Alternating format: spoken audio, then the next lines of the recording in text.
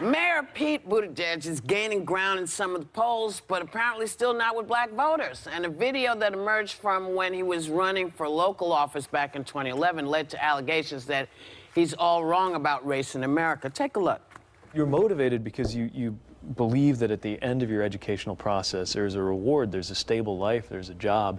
And there are a lot of kids, especially the lower income minority neighborhoods, who literally just haven't seen it work. There isn't somebody they know personally and I think that's who what testifies to the value of education. So yeah, you bet. What's his point? What's he trying to say? I'm not sure what he's trying to say.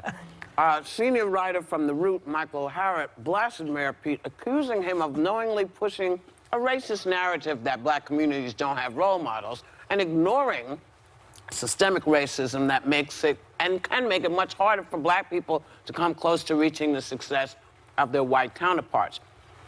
Is this a wake-up call for folks, or is this just a reminder that this does exist in the world? That's why people like Colin Kaepernick are kneeling. That's why people are protesting. That's why Black Lives Matter came out. Is it a conversation we need to continue to keep having? Yeah. Well, systemic racism is with you whether you have a role model or not. Yeah. So when Obama was president, there was the greatest role model for not just black children, every child and every American, in my opinion. And still, systemic racism continued. There was redlining going on, which means that only white people can move to a certain neighborhood and they will take black people around the corner. That means the schools are not equal because you're not in the right neighborhoods. The books are not the same, the teachers, etc. And that is called racism, systemic racism. And so to Mayor Buttigieg's party, he needs to get a little more woke. Yeah, I know, and right? And it's a conversation, you know, that we have to continue having, and it's one of his blind spots, and we've talked about it here over and over and over again. It's a blind spot that he had as mayor of South Bend, and it's a blind spot that the community in South Bend, the African-American community, has raised with him repeatedly. I raised it with him when he was here, and he continues to have it. And, you know, to your point, Joy, and I know Michael Harriot, the writer. He's a great writer. He's a wonderful writer. He's extremely thoughtful, and I'm just surprised that Mayor Pete doesn't know better, because even if you just look at this is 2011. But he should have known better then, because if you look at the statistics, black women are actually the most educated in the country. The most educated in the country, yet they still make less money than their white counterparts. But so now you're getting into racism and sexism and all the other isms that go with it. But this suggestion somehow that, you know, black children don't have that role model is just actually factually incorrect as well. And it's also insulting. Stop being insulting. You know, just because you don't have any money doesn't mean your parents aren't your role models. Yeah, that's true. Just because you're in a rough neighborhood doesn't mean, you know, people have to stop. Folks need to stop watching so much television. Okay, because there are so many. Show, though. No. That's right. Because there have been so many things that have been moving the needle. We have been moving the needle. We're not waiting for people to do it. We're moving the needle. Yeah, whether people like it or not, we are. And it's happening. And so I just, you know, it's always kind of interesting to hear a set of folks sitting around a table talking about a problem they don't understand. Well, you know? Can I just say, too, like, I think this is a conversation that should continue. But I want to look at the politics angle of this.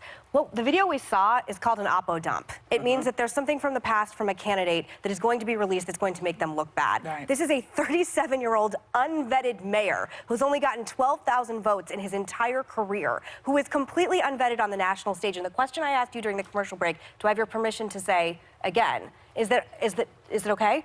Yeah, I don't remember the question, but it's fine. Is the Democratic Party going to roll the dice on someone who gets 0% from black voters? Are you really willing to take this gamble with a coalition that is so important going into the next election cycle? But for me, trust me, where there's smoke, there's fire. There's a lot more of this kind of stuff coming on him, the higher he's rising. There's a lot more of this stuff coming out of a lot more people.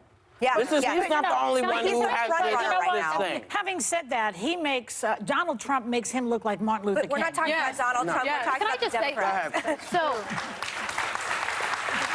as an opponent. Really? Opponent. I mean, That's true. I don't think this is going to move the needle for Mayor Pete when it comes to the black community. But I think this. So I read this piece last night and I sent it out to our chain, and I was so moved by it. First of all, I think that Michael Harriot is an incredible writer, and if you read a piece, he wrote two. One was a scathing piece about Mayor Pete, and the second one was after Mayor Pete called him. Right. And I appreciated that Mayor Pete called him. And I appreciate that too. And Mayor Pete, he said he didn't say much. All he said was, "I want to listen." And I took a step back and I realized how often we are. I know I am at times naive because we don't understand situations.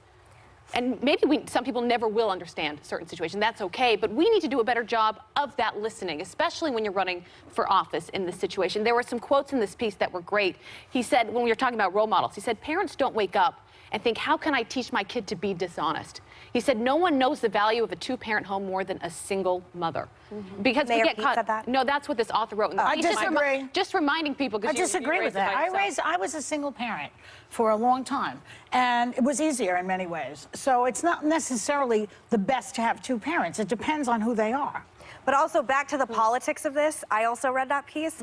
Calling up a journalist who has written a very fair attack piece on you and then opening it by saying, and I can't say